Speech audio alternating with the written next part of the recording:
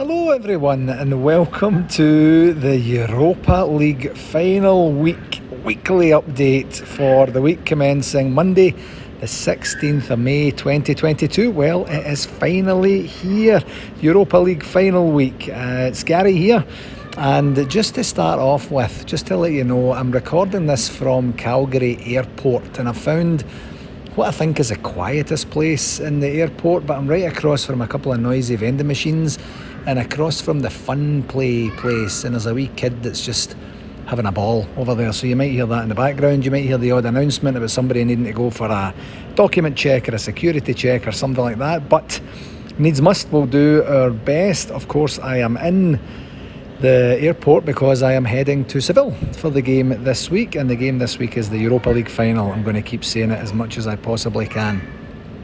Anyway, where to start?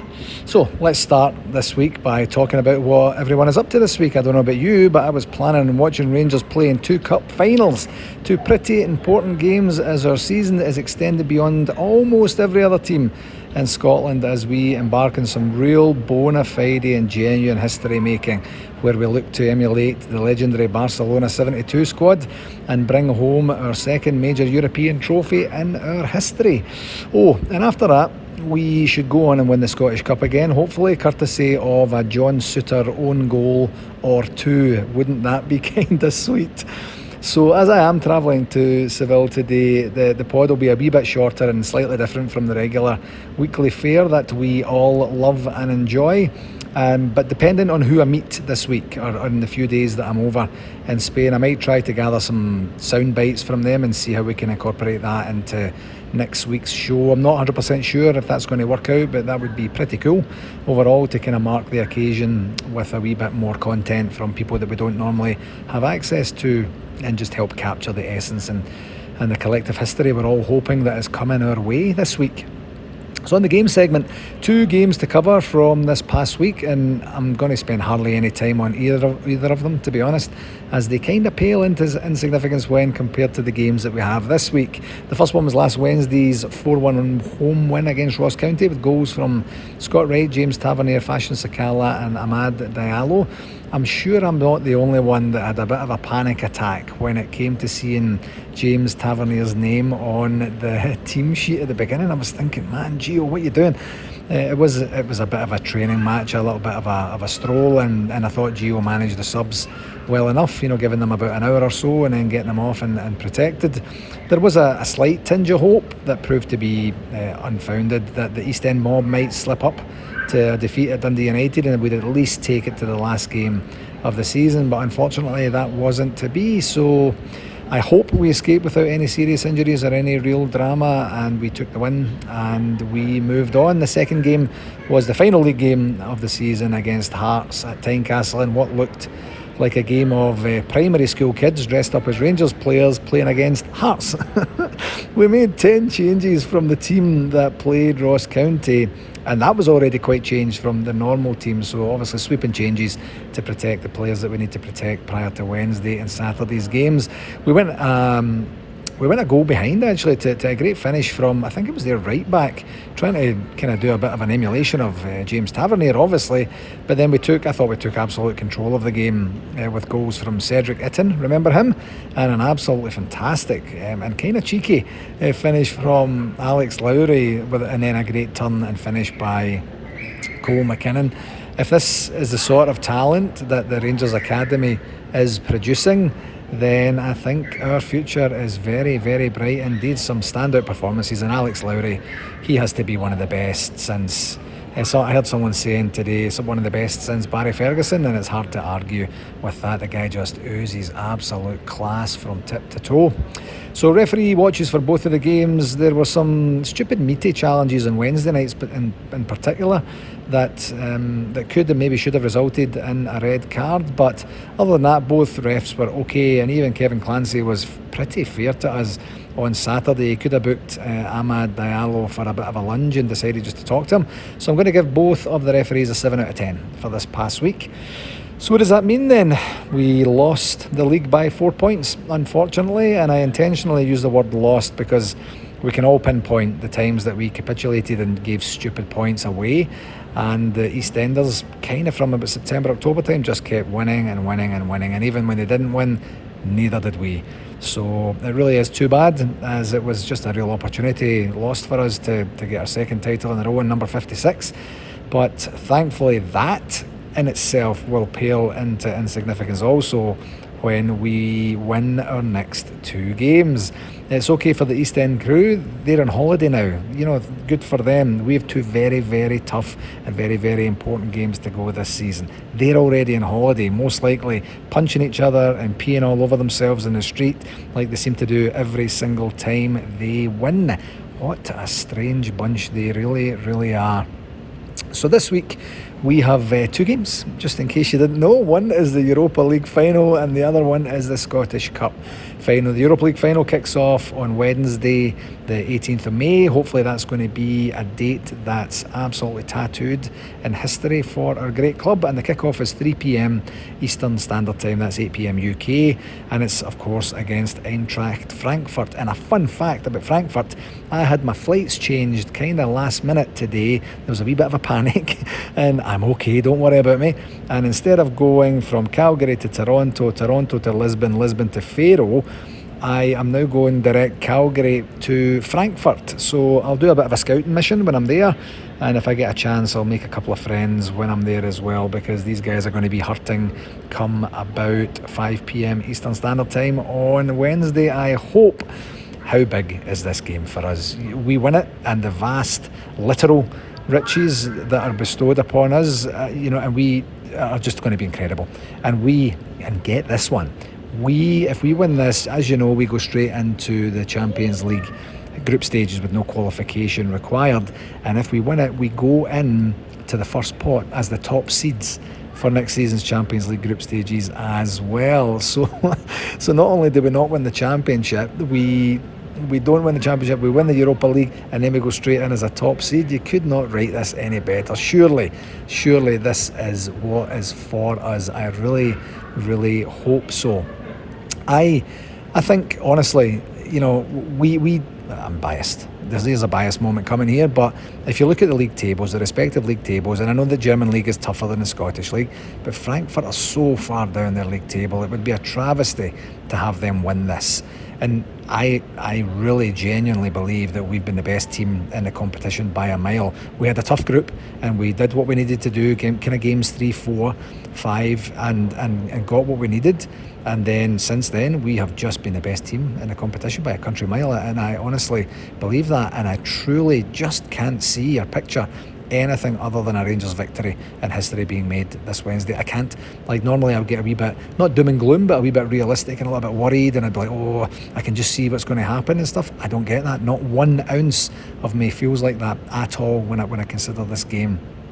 And Seville just already doesn't know what's hit it, and wait till you see what it's going to be like on game day. Some of the stuff I've seen online for the last wee while has just been incredible. It's just party central all over Europe, heading towards Seville, and it's going to be incredible.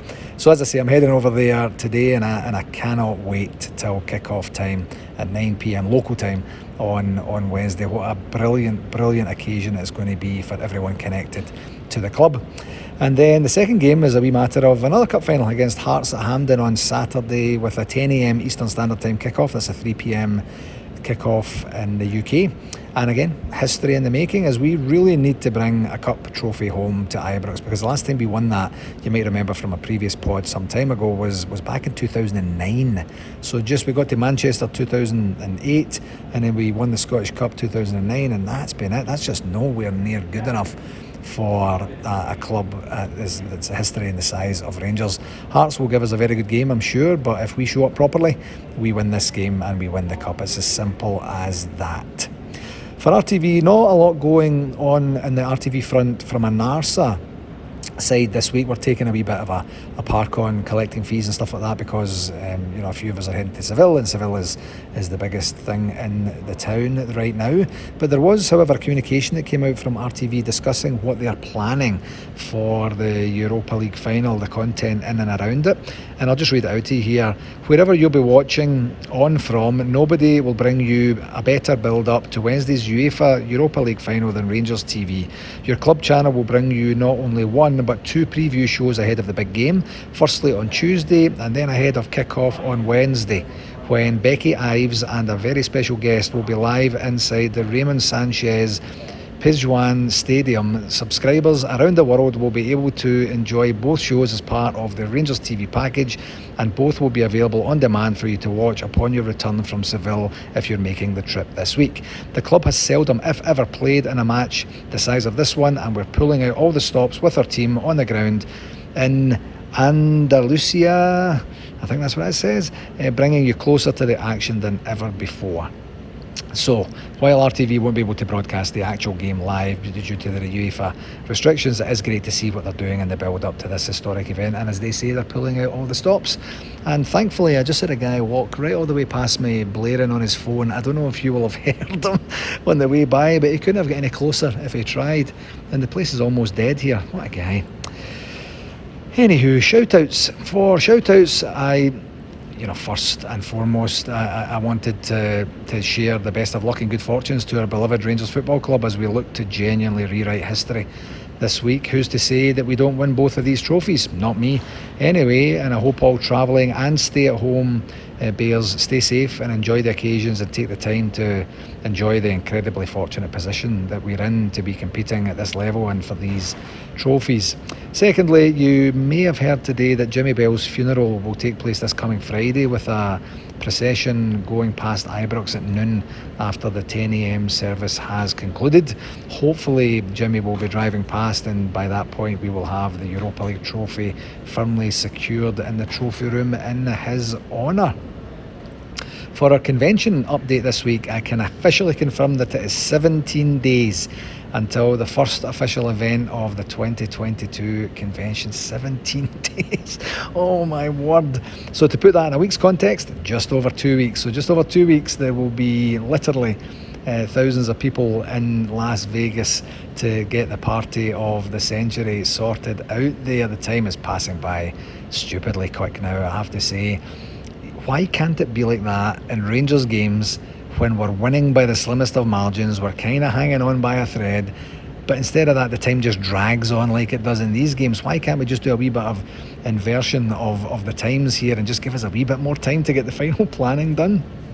Anyway, it's going to be brilliant when we get there. We're celebrating, of course, our 150th anniversary, Her Majesty the Queen's Platinum Jubilee, the 50th anniversary of Barcelona 72 and NARSA's 30th anniversary, and by then we'll also be celebrating the 2 week and a day anniversary of our Europa League triumph as well. We did have one final VIP confirmation today, a little bit of a late addition to our stable, and I'm delighted to tell you that former player and former director of football at Rangers Football Club, Gordon Smith, will also be joining us in Las Vegas. For our regular convention attendees, you might remember that Gordon joined us in Redondo Beach in 2015. He was also the co-MC with David Tanner in 2017, the last time we were in Vegas, and was also a guest in Calgary, in my home city, in 2018. I'm personally a big fan of Gordon. I believe he adds a real touch of class and personality to the events, and I know that he's really very much looking forward to joining us again. And the reason that I know that is that's exactly what he said to me on the phone earlier this afternoon as I was making my way to the airport. So another one to join us and regale us with stories of his time with the club.